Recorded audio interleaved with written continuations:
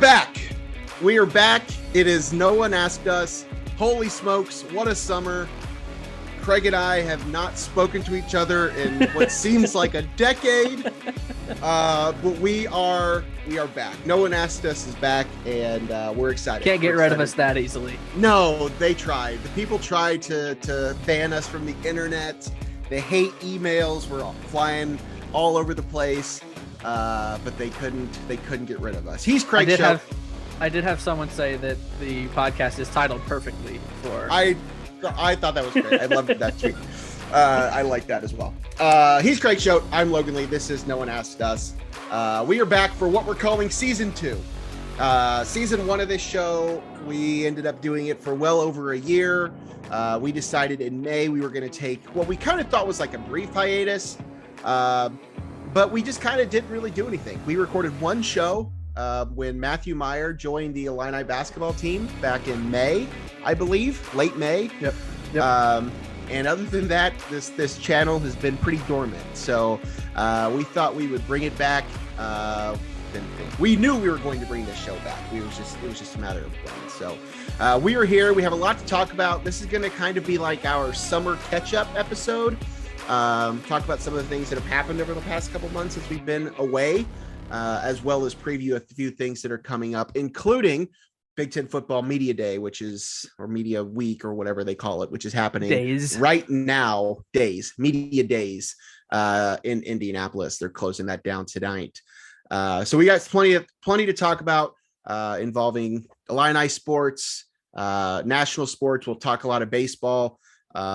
Trade deadline's coming up, so I'm sure we'll have plenty to talk about there. Who knows what we're going to get into on this episode? We have some sort of a rundown, but let's be honest, this is just gonna be all over the board. So bear with us. It's been a minute. It's been a minute since we've done this. So as always, don't forget to reach out to us via email at nooneaskedus2021@gmail.com. Follow us on Twitter at nooneaskeduspod. He's at Craig W. Choate. I'm at the Logan Lee. We're on Facebook. We're on Instagram. Like, subscribe, share, all that stuff really helps. We're looking to build this channel again now that we're, back into the swing of things. So there is still a standing bet out there that when we get to 1,000 subscribers, Logan grows his hair out like the Matthew Meyer mullet. We never put an end date on that. Did you see RJ Melendez's Instagram story where he asked the people if he should grow out the mullet again? 90% yes. Absolutely. I mean, come on. Like, he knew that was happening. Yeah. So that's good. Craig, how are you? It's been a while. You and I still text fairly regularly, but it's been a while since we chatted. Has anything happened in your life in the past couple of months that you want to talk about? I don't think I've left the house. Oh, okay. Is there something specific that you were I don't know. I just figured you'd have something you wanted to talk about. I'm engaged. Oh, there it is. Craig's engaged. Is that what you're talking about? Yeah. Yeah. I mean, whatever. You can talk about whatever you want. It's your show. Yeah. Full month now. Me and Christy have been engaged. Went to Red River Gorge down here in Kentucky, and it was a whole ordeal. I had the ring for like a month, like carrying it in my pocket for like a month, waiting for not my pocket, but in my bag that I take everywhere, waiting for the right time. And we were there for a weekend, and Saturday, the first hike we went on, I was like, all right, I'm going to do it, get it out of the way, get this ring out of my pocket so I don't lose the thing. And we decided to do not a beginner trail, but like a moderate or advanced trail. And so we got 5 minutes on the trail, and we were all hands on our knees, like sweating bullets in the depths of Red River Gorge.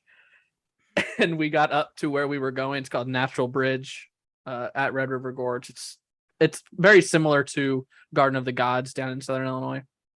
And we got up to it, and I'm like, I'm dying. I can't do this right now. So postponed it a day, but we found a nice waterfall, and popped the question. We're in the midst of the wedding planning right now. Very exciting. Very exciting. Congratulations to you guys. That's big moment, big step. Can't wait to get that wedding invitation in the mail, which I will ultimately probably decline because I'll probably be sick that weekend. You already told me you're going to be busy All right, that that's weekend. true. I already But told we you. haven't even set a date yet. That's my favorite joke. But yeah, happy for you guys. I'm trying to think. I've traveled a little bit. You went to Disney? I did. Oh my goodness, Craig. The reason I asked you if you were still at Disney. Remember when I texted you? I remember. And I texted you back at 3:00 in the morning when I was at the airport. Yeah. So Yes. I didn't text back. Yes. I'm pretty sure you and Aaron Bennett were there at the same time. Really? I'm almost positive. Yeah. That's I didn't really think of funny. it until he sent me a picture of the fireworks at Magic Kingdom. And I was like, wait, Logan was just posting from there. I think they're there on the same day. That's crazy. We always play that game in my family where first person, I mean, it doesn't always happen, but my dad especially knows a lot of people and I tend to know a lot of people. So it's always fun when you just spot people out in the wild that you know. So that would have been fun had we ran into each other. But no, we were there. It was a very spur of the moment trip. My mom really wanted to go. My mom hadn't been we went. My parents took us. We had a big family group that went when I was probably 12.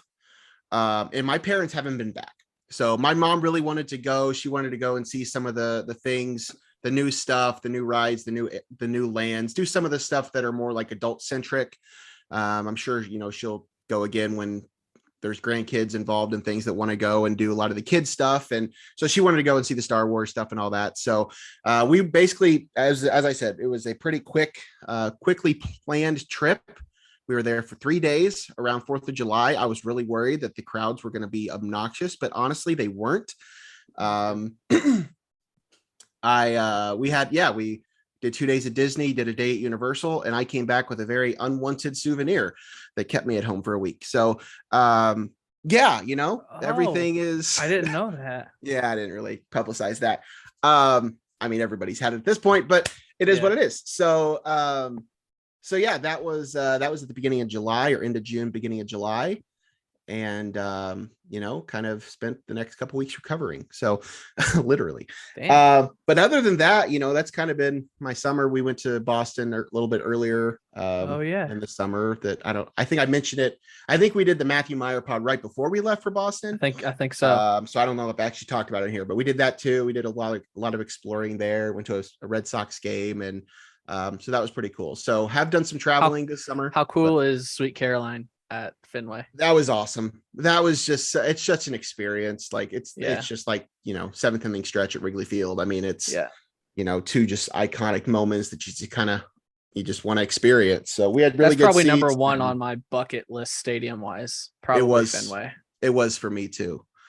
So cool ballpark, really cool city. Did a lot of walking. Oh my goodness. We did a lot of walking that weekend. And then we did a ton of walking our Disney and Universal weekend. So I've put in a lot of steps. Granted, I haven't done much, since I've not been in one of those places, but. So what you're saying is you're in great shape right now. No, absolutely. It is weird. Not. Like once you get engaged, you're like, your life kind of is like, all right, I should probably get myself into gear.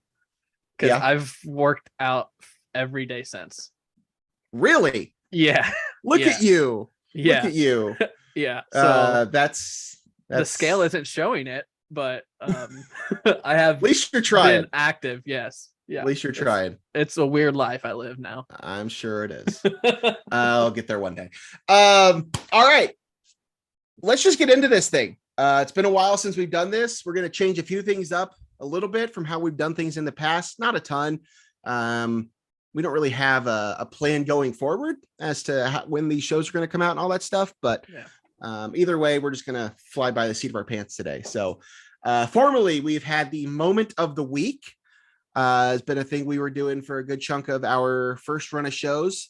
We're going to start calling that now What Caught Your Eye, which Craig came up with. And I do agree. I think it's a little more catchy than just your standard run-of-the-mill moment of the week. Craig, we don't have to go this past week, but whatever. What's caught your eye lately since we've talked? Anything normally in particular? Like, when we're a number of things. When we're in our routine of weekly shows, like I'll see something and I'll immediately go to my notes tab on my phone. I'll be like, all right, I got to write that down. But we only decided to do this episode a couple of days ago, so I hadn't really thought of anything. So this just popped in my head, and you're gonna hate it. A lot of Chicago is going to hate it, but this is 2 years in a row now where a good majority of Cub players hang out in the dugout following a game, crying and hugging. It's one of the more somber things I've seen in sports.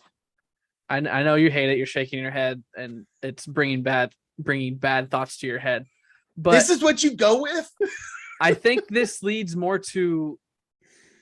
I see both sides of this thing. So I see like, okay, Contreras loves Chicago so much, but he knows he's getting traded.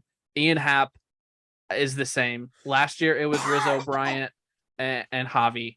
Like the core of that Cubs put so much into that organization, and the owners just, pardon my French, put the expletive on it, shit all over their players and their fan base the last, 3 years? 2 years? Yeah, so 2 years at least. I know it's a sad moment because, these MLB players are crying in the dugout because they know that they're probably not going to play as a Cub in that dugout on that field for a while. But it really kind of puts things in perspective about how much these guys do really care and how much it means to them, and honestly how bad of an ownership group the Cubs are right now. So I'm sorry. I've said it to multiple people. I don't know how Cubs fans do it. I have honestly gained a lot more respect for you guys for continuing to support them in some sort of way, because I just don't get what that ownership group is doing. So that's what caught my eye, was the Ian Happ, Wilson Contreras hug in the dugout following their win yesterday. So that's the only thing I had. So that's that's what caught my eye recently. Again, like I said, it was just top of the head, first thing I thought of. I'm sorry. Thank you for bringing that up. Yeah, it's frustrating. It's annoying. I wasn't going to talk about this till later in the show, but I'll just say it now. I don't know that I've watched 2 Cubs games all year. I haven't cared. I haven't had the desire to. I still follow it. I still listen to the podcast. I still read a lot of the stuff on The Athletic. I still see all the game scores. I still check the lines, the box scores. I still know what's happening. I haven't cared to watch. It's frustrating. I haven't had really the desire to go to Wrigley Field. It's sad. It's sad that this is where we're at. I will say though, and I had this discussion with my dad this past weekend, and he's, my dad's not a Cubs fan, he's a Reds fan, and he was just kind of making an observation as kind of like a third party, and I tend to agree with him. The comment he made was that he thinks Theo Epstein saw something that the rest of us didn't when Theo left, and it's true. I mean, you look at now who the Cubs dealt last year. Chris Bryant has been virtually non-existent in Colorado. Javi Baez is streaky at best in Detroit.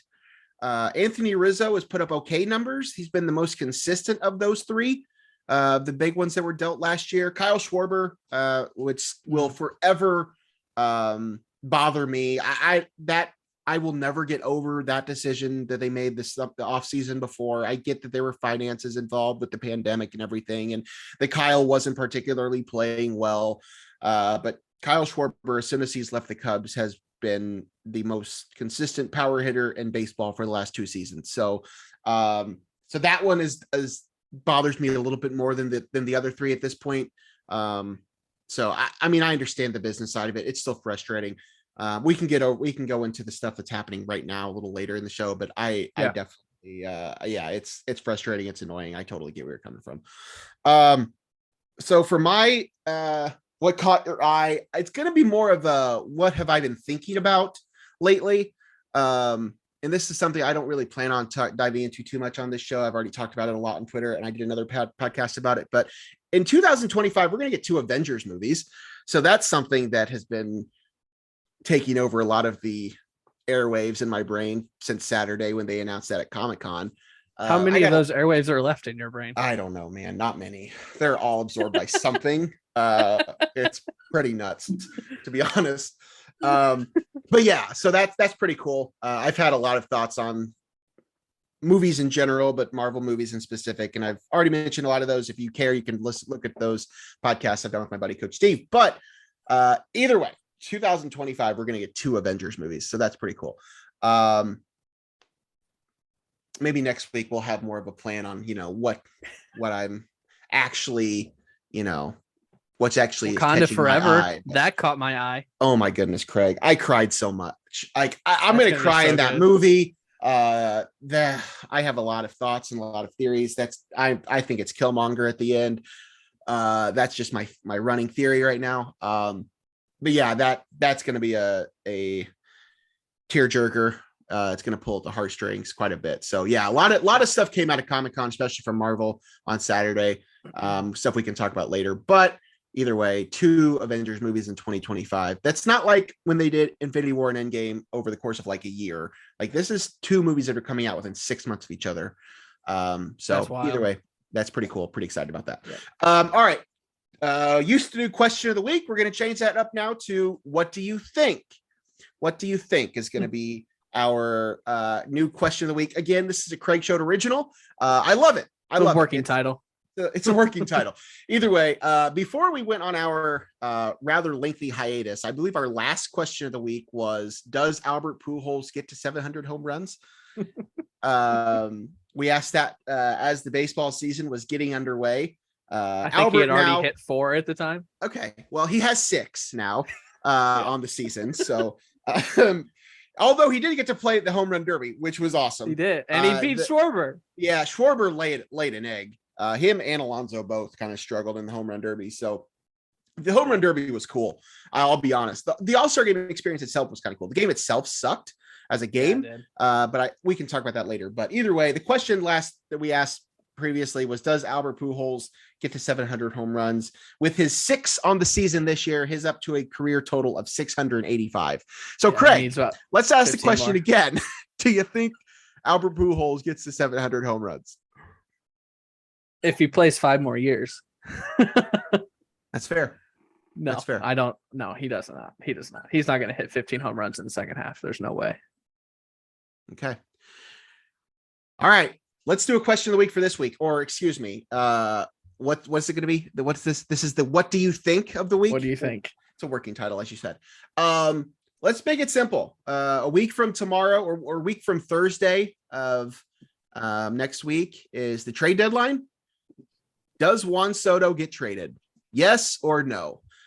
I think that's pretty simple. I think it's probably leaning towards one way right now, but I think a lot has to happen before then for that to happen. So I think that's a pretty fair question. What do you think? You like that? Yeah. In my head was college realignment. So I like that better. Let's just stick to baseball. Timely. We got a lot of college football we're going to be doing the next few weeks. I was going to do something college football related too, but I think in the moment, let's change it up. Let's do something baseball a little more timely with what's happening this week. So pretty simple. Does Juan Soto, the Nationals 23-year-old superstar who turned down the 15-year, $5 jillion contract extension or whatever it was, does he get traded before the trade deadline on Thursday? We'll have that up on our social media for this week for you guys to answer, and we'll talk about the results next week. Anything else you want to mention before we get into the bulk of the show? The bulk of the show. No, let's go. We've already been doing it for 20 minutes. Yeah. Big Ten Media Days. The college football season is right around the corner. We are about a month away, roughly, from the season getting underway. What is week 0? What is that day? August 27th. So literally a month from now. Either way, we're about a month away from Illinois, Wyoming, August 27th. We are a month away from the college football season getting underway. Big Ten having their media days this week in Indianapolis. A lot of things to talk about there. Obviously, the big topic has been realignment, which we will discuss here shortly with the news of UCLA and USC and what's to happen next. I know there's been a lot of discussions about NIL and whether what's gonna happen with college football. Does government need to get in the way of this? Do they need to do a lot of things? I know there were a lot of questions thrown at a lot of people, coaches, commissioners alike. So just kind of recapping things, just on a general sense, what have been some of your biggest takeaways from what's been said in Indianapolis this week? College football media days, good for two things. One, the season literally right around the corner. We're going to have football within the month. And two, you get to hear from the commissioners, which you don't get to hear from very often in this setting for an extended period of time. Kevin Warren talked for 45 minutes on Tuesday. So that's kind of where all of my thoughts are coming from for this, because you don't really learn much from the players and coaches in their press conferences or their podiums or anything. And if you do, the affiliates from the local stations are sending it out in the coming days and not doing it day of story, stuff like this. So I just am totally impressed with the way Kevin Warren has rebounded from the first couple months up to the first year of his time as Big Ten commissioner. You know, people were questioning him and very critical of him for that, how he handled COVID, trying to cancel the football season, and then no one followed suit. So he kind of got stuck on an island, and they had to quickly pull together a shortened, condensed schedule so they could play because everyone else was playing and they didn't want to fall behind. So that, compounded with a couple other things, just wasn't a good start for Kevin Warren. But he was put in a tough situation. I mean, he took over right when COVID started. So brand new job, brand new first-time commissioner, trying to handle all that stuff was, I mean, I don't think anybody would have handled it very well.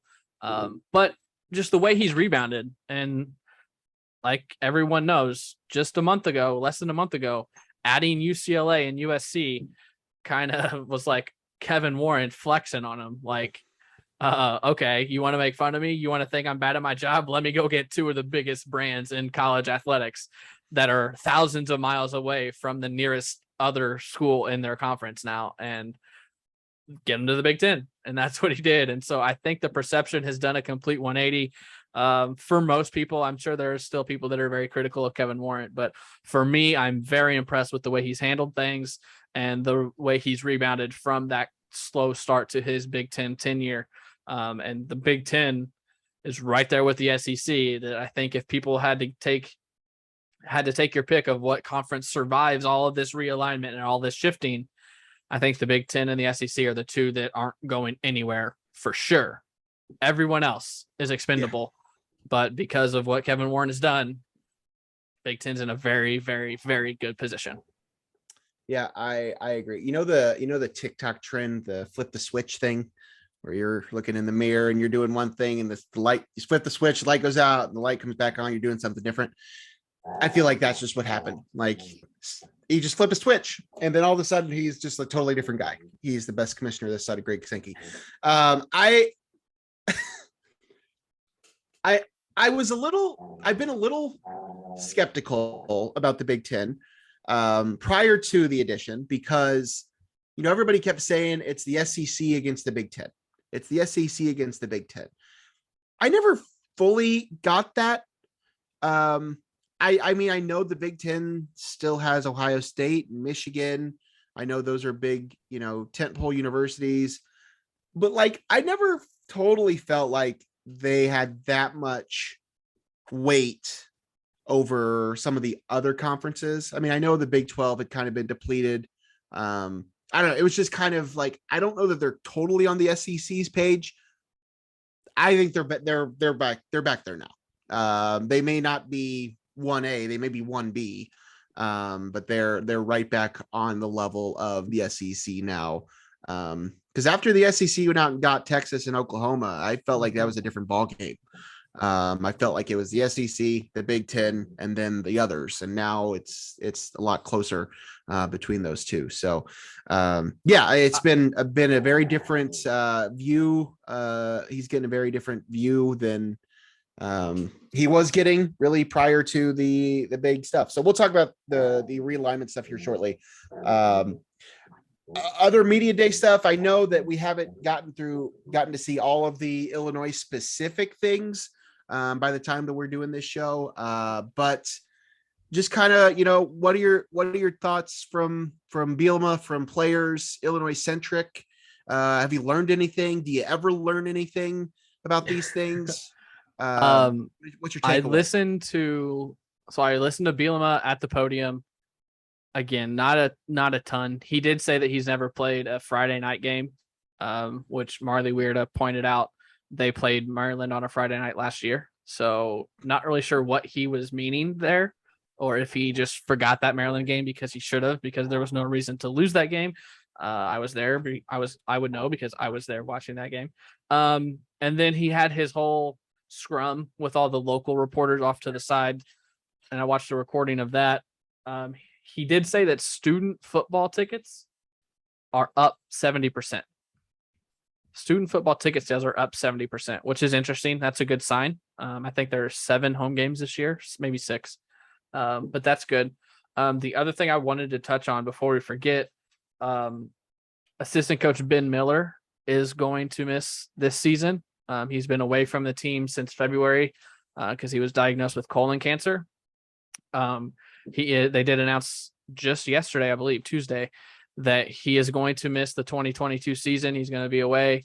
And they hired Sean Snyder, who has been at USC the last 2 years for the special teams coordinator and specialist coach, and also an analyst job for Courtney Messingham, who has kind of bounced around and been OC at a couple different spots, most recently at Kansas State. So there's going to be some new faces on the assistant coaching staff for the Illini this season. A couple guys with some Power 5 experience, which is good.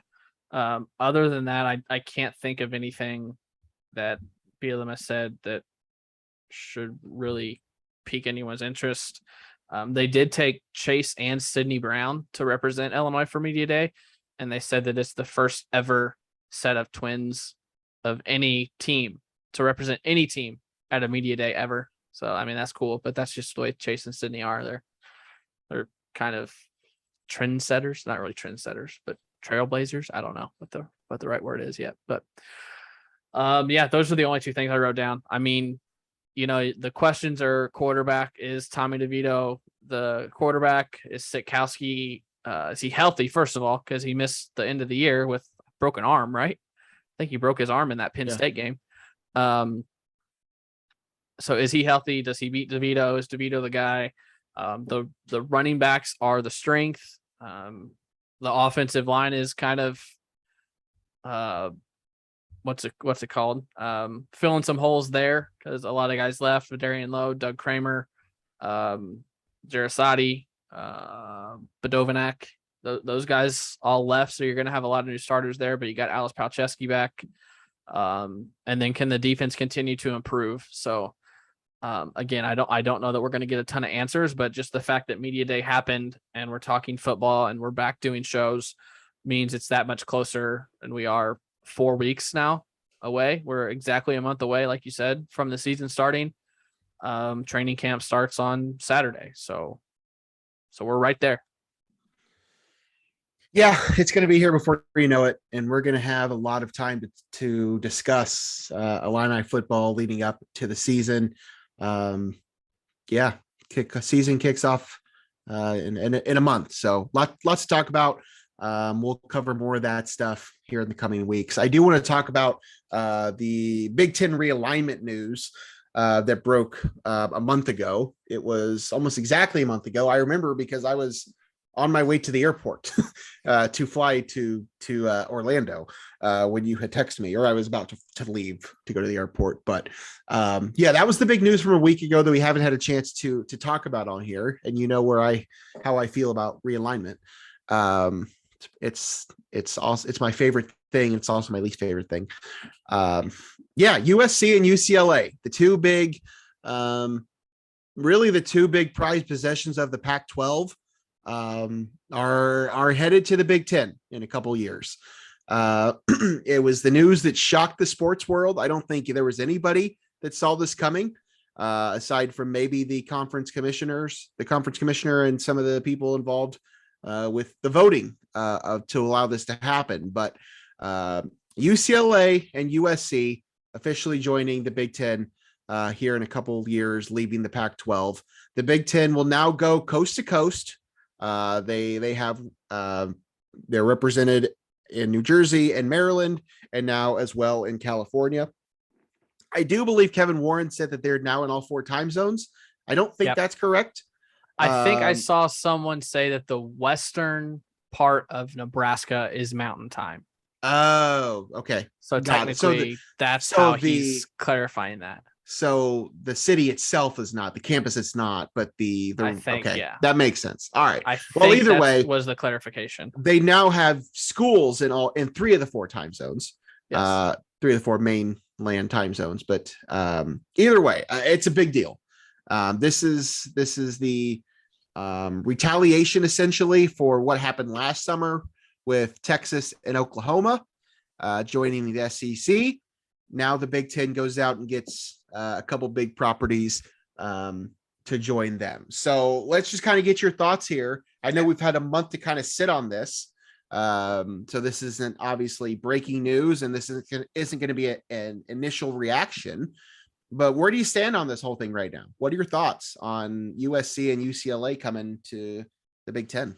Right now, or what I thought when it was announced? Well, I mean, you can kind of talk about what you thought when it was announced, but I think right now, right now, it's perfect. I mean, if you were already in New York, the number 1 market, and Chicago, the number 3 market, to take both schools in LA, the number 2 market, you own it. You own the top 3. Well, you don't own New York, but you're in New York. You own Chicago, and you own LA now. You own 2 and 3 in my eyes. And I think Kevin Warren said it today. We are going to be able to wake up at 11:55. Well, 10:55. Watch the last hour of College Game Day. Watch the noon Big Ten kickoff. Watch a 3:30 Big Ten kickoff. Watch a 7 o'clock Big Ten kickoff, and then watch an 11 o'clock or 10 o'clock Big Ten kickoff. You're going to have windows of 4 Big Ten games back to back to back to back. Now, some will argue, who wants to watch that much Big Ten? I understand. Big Ten football isn't always great. If it's Rutgers flying to UCLA, probably not going to be the best game, or ipso facto, I guess, UCLA to Rutgers. But we're going to be able to watch the schools that we care about the most, that we watch the most, all day. So that's a huge factor. LA, cash money. I mean, that media rights deal just shot through the roof. Every school in the Big Ten is going to benefit from these additions of these 2 schools. And same thing I said earlier, USC and UCLA, while they're not always great at everything, are 2 of the biggest brands in college athletics. Yeah. Top 10, top 5, probably top 10. Top 10 right? for sure. Yeah. Top 10 for sure. Maybe top 5. USC might be top 5. I don't know. Whitman did say today that they have the 2nd and 3rd most national championships ever won, or he thought they did. I don't know that he knows that for sure. I think number 1 is Stanford, who the Big Ten also wants and would be a perfect fit to expand more in the West, Stanford and Cal. So I think it's the start of getting to 20. I think they're at 16 now. I think 4 more schools are going to join. They're just waiting on one of those schools to decide if they want to join, and then they go from there. But I don't think that there was a better move out there that the Big Ten could have made to strengthen their conference. I can't think of another group, a pairing of 2 schools that would have been as impactful as USC and UCLA. No, I think you're right. I think you're right on all accounts. I think that, I mean, a pairing of Notre Dame and somebody is the only one that could have potentially rivaled it. A Notre Dame USC could have rivaled it, but yeah, I mean, I think it was the biggest play out there. As I've already mentioned, they now go coast to coast. As you mentioned, they now have the three biggest markets. Granted, New York doesn't really care about college sports, but they're in that market at least. Plus, you throw that into what they already have with Minneapolis and Indianapolis and Detroit and the state of Ohio.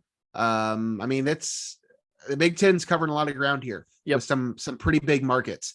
This is obviously not the end of this. This may be the end of it for right now. We may not see any more movement for another year. Notre Dame is the next domino that everybody's waiting on, and I don't think Notre Dame's in a hurry to do anything. You can certainly make a case for and against them leaving or them joining the Big Ten, but I think that they're pretty set on where they're at right now. If they can get a pretty good deal from NBC, and if there's still a path for them to make the playoff, and they still have enough games out there to play, then they'll be fine. But if any of those three things change, obviously things will change for Notre Dame. What does this mean next? Well, I mean, there's a lot of possibilities out there. I think you logistically at some point will need to add some more teams from the West Coast. I just think, the reason I said earlier, I both love and hate conference realignment. And the reason I hate it is because they don't take the other sports into consideration at all. Granted, I know the argument can be made that they're making more money and that money can go towards those teams, but that doesn't change the fact that a volleyball team from Rutgers is going to have to fly clear across the country to play a conference game against USC, UCLA. That stuff doesn't change. So I think logistically, I think at some point you're going to need to add other West Coast schools, whether that's Stanford and Cal or Oregon and Washington or Arizona schools, whatever the case may be. I think you're going to need to get somebody just to make it a little more, just to make a little more sense. I think there's also an argument to be made that eventually football separates itself from the rest of the sports, and then you might see more of a geographical realignment done for everybody else. Maybe not. We'll just have to see how that goes. But for the Big Ten, from a business perspective, it makes a big difference. It's a lot of money that they're going to be making now. They were already going to be bringing in a lot of money from their TV deal, and now that you have Los Angeles and the state of California, it's going to grow substantially. It's going to grow your reach in terms of recruiting for the Big Ten. It's going to grow your reach in terms of fan bases for the Big Ten. It's great. It's a huge move for them. I know you've talked about, your wish list for what should happen next. And I know some of these conversations are now, 3 weeks old. But who do you want to see the Big Ten add to get this thing to 20? Because right now they're at 16. So it depends on which direction you want to go. If you want to keep going west, Cal, Stanford, Oregon, Washington. Cal, Stanford gets you the San Francisco Bay Area market, Oregon, Portland, whatever. But Washington would then get you Seattle. Have you backed off from your Arizona stance or whatever your original wish list was, like Arizona State and Colorado? I would love for Arizona State. Baylor, I think, was on your list. Yeah. I mean, but I think you got to do it in pairs. Kind of like the Pac-12 does now. Like for basketball, they would have Friday, Sunday, or Thursday, Saturday pairs where right. Arizona would go to Washington and knock out Washington and Washington State in a 3-day span. So you got to pair it up. So I guess I would love them to add Arizona and Arizona State, get the Phoenix market, because I love Phoenix. I want to retire in Phoenix. I want to move to Phoenix. I love that place. But realistically, I don't think you get those two. For academic factors, because the Big Ten is huge on academics. Like every school in the Big Ten is part of the AAU, except for one, and I think they were when they joined, but they are no longer, or something like that. Which Notre Dame is not part of the AAU. So Notre Dame doesn't draw for me, but I'm just not a Notre Dame fan. I get the appeal. Part of me doesn't want them in the Big Ten. There's a part of me that does not want them in the Big Ten. So I think it depends on where they want to go. If they want to keep going west, go Washington, Oregon, Cal, Stanford. The other draw would to try and go south. But then you're competing with the SEC, and it would require poaching from the ACC. Some sort of Miami, Florida State, Georgia Tech, but then Virginia. And then maybe you go 22 and take Duke and North Carolina. Because then you get Miami, you get Atlanta, you get the Raleigh-Durham area. Virginia doesn't really bring much, but they're in the AAU. They're a pretty well-respected school. So it just depends on which way you want to go. I think they'll probably go west and get Cal, Stanford, and then Oregon and Washington or something like that. I really wish this news happened at a time that I wasn't traveling and sick, because we could have honestly done an entire hour plus long show just talking about this stuff. And I just don't want to do that at this point, because it's a month Yeah. later and all these things have already been talked about ad nauseum on other shows and in other articles. So we don't need to do it. But I've said this to you. I think eventually what happens here is that right now there are still technically 5 major conferences, although it's pretty much now 2 and 3. I think that what we will see eventually is that we will go down to 4. I think that the other 3 are going to cannibalize one another, and I'm not sure who. I'm not sure who's the most powerful. I think the Big 12 is probably the most prone to staying around. It would then be the other 2 that poach from each other. But I think ultimately we will go from having 5 power conferences to having 2 power conferences and 2 slightly less power conferences, or maybe they're able to do something where they're, on par more with the other 2. But either way, I think one of the 5 won't exist a few years from now. It would be my guess. I think there are too many things at play here. Obviously, everybody's going after the TV dollars and the money that the schools bring. And I think what's going to happen is the Big Ten and the SEC are going to make their way up to 20 plus teams. And that means somebody's going to get left out. So either way, it's exciting. It's definitely exciting stuff. But we will have more of that to come in future episodes. We still have a couple years till this happens anyway, right? It's like 2024. So we still got some time, but either way, that was some big news that happened a month ago. So obviously we were going to talk about it. Anything else from a football perspective that we need to talk about in this week's episode of this show? I don't think so. SIU hired a new athletic director. Yes. Also Murray and Belmont are officially in the Valley. So was that after we were on? Feel like that happened before that happened, but they are officially they're members now. But SIU does have. I can't think of anything else. Yeah. If we want to keep this a little bit shorter, we can move on to baseball. Let's move on to baseball. We can kind of give our kind of mid-season thoughts. I've already kind of given you my thoughts on the Cubs. They're a mess. I haven't really watched. They're going to trade away now the rest of their best players, and they're going to be left with a bunch of 23-year-olds and some Jason Hayward, some big contracts that nobody really wants. So Cardinals, how you feeling? You're feeling good? No, not great. I mean, they're trotting Andre Palante out there every 5th day.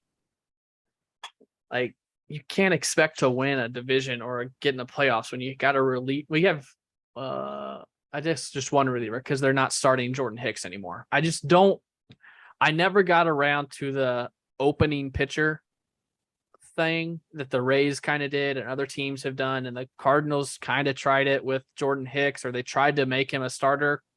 He's not a starter. He's a reliever. Like, why are you trying to do stuff that it just doesn't make sense? And then the injuries, you got Matz, Flaherty, and Hudson all on the IL. So I guess in a way, like, what other options do they have other than Andre Palante? But I just don't think it's not going great. You got an MVP candidate in Goldschmidt hitting 330 with 25 bombs. Arenado started the season very hot, kind of cooled, but still hitting close to 300 with close to 20 bombs. Tyler O'Neill's just not doing it. Dylan Carlson's been hitting well. Tommy Edmonds, decent. I think he's hitting 250 now. Like, it's just not clicking right now. So the next 3 days? Is it 3 days? 6 days? Whatever it is. You got to decide. The front office has to make a decision. Do you go to the trade deadline and make a move to win this season and go get a Luis Castillo, Frankie Montas? I've seen Madison Bumgarner's name thrown out there because he's having a decent year. Go get 1 or 2 of those guys to solidify your rotation this year? Or do you go get Juan Soto and just say, okay, that helps us this year, but it could also help us for the next at least 2 after or more if you sign him.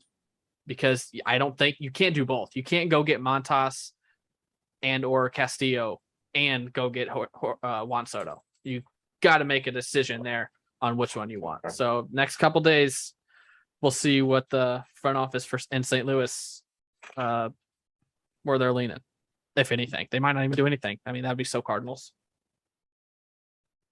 Where are you at in the wild card standings? We were a half game or a game up on the Giants, but we lost yesterday. So I'm not exactly sure what the update it is.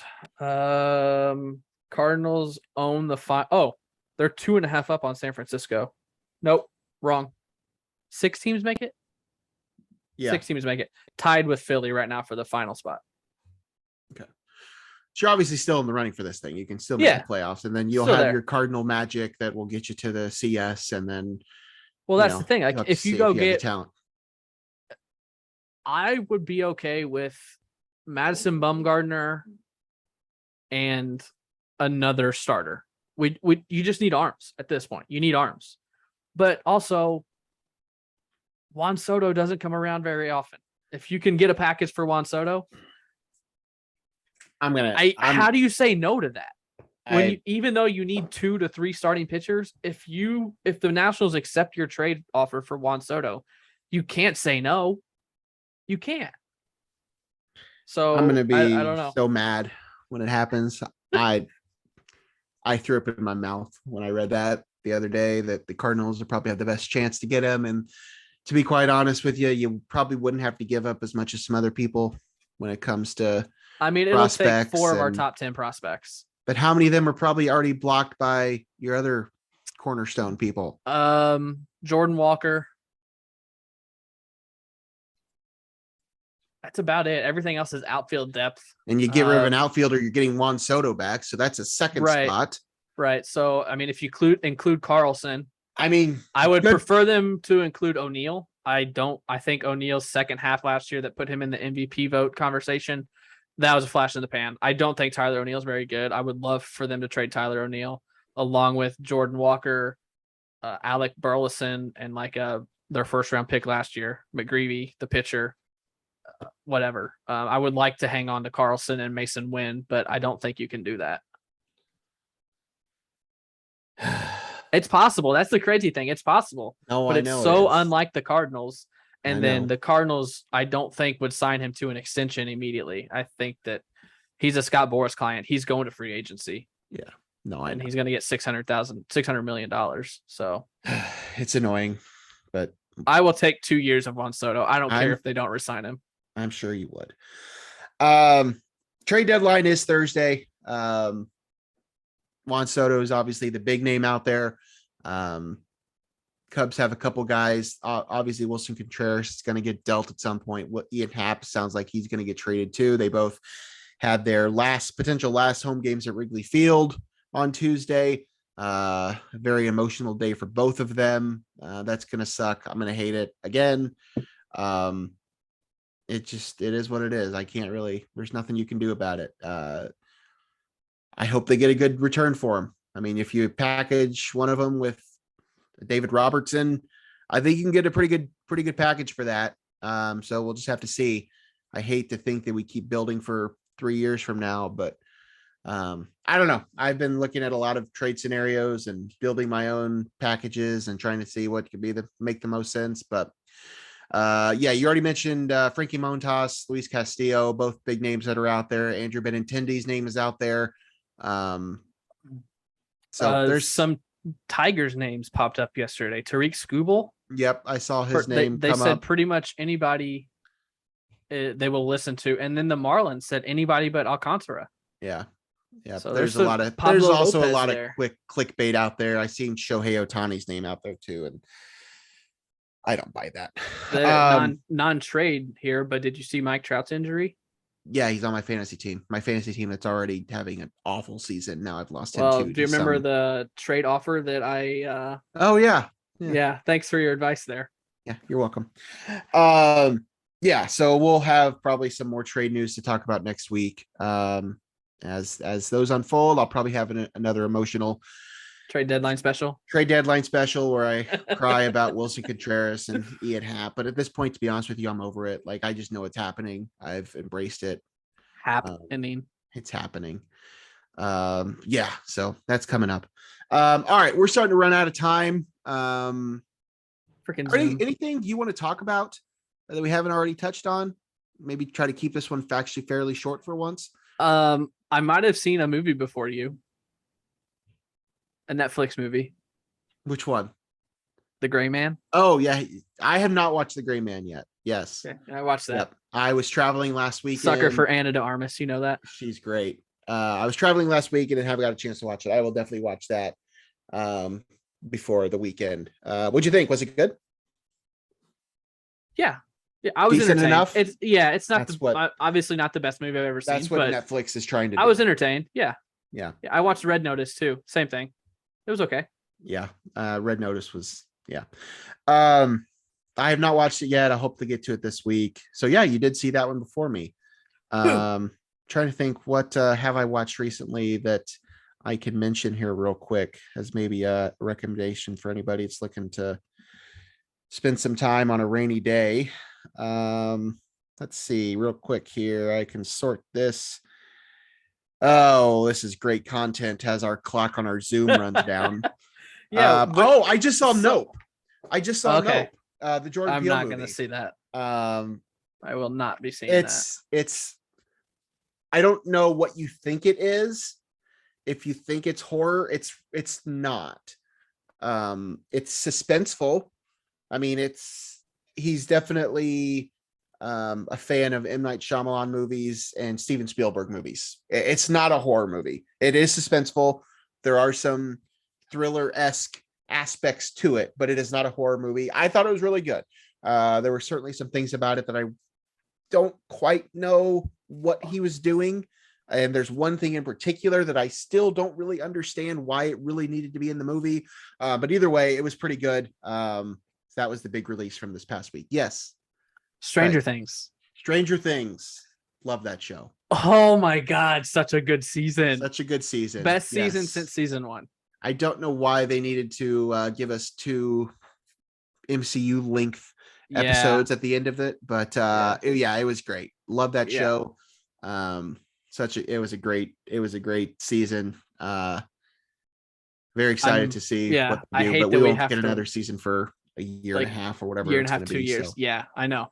And then loyal listener, at least I hope he is, Lou Medina, I know, went to Vegas. Yes. And watched Eliza Schlesinger. So we watched one of her specials on Netflix too. She's funny. She's funny. She's a little quirky. She's got like the voices and like she's like a method. Like she gets into it. So I saw her live. This was right before the pandemic.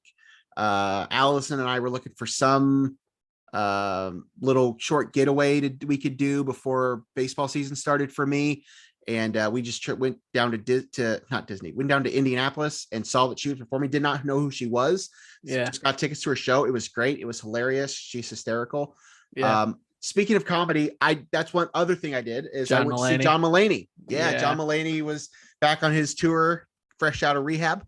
And never been a fan of his. I can't get into it. I love John Mulaney, man. He's hysterical. Saw him at the United Center. It was a great show. They made us turn our phones in. We had to put our phones into this little bag, and they locked it up. We could hold it the whole time, but I couldn't actually use my phone. So I couldn't. I was 10 rows from the stage, but I couldn't post a picture of it. Anyway, we're about to run out of time on our Zoom. We're not going to start another one of these. Like, subscribe, share, all that stuff. We will be back next week. Not really sure when. Sometime soon. He's Craig. I'm Logan. We'll see you next week. Peace.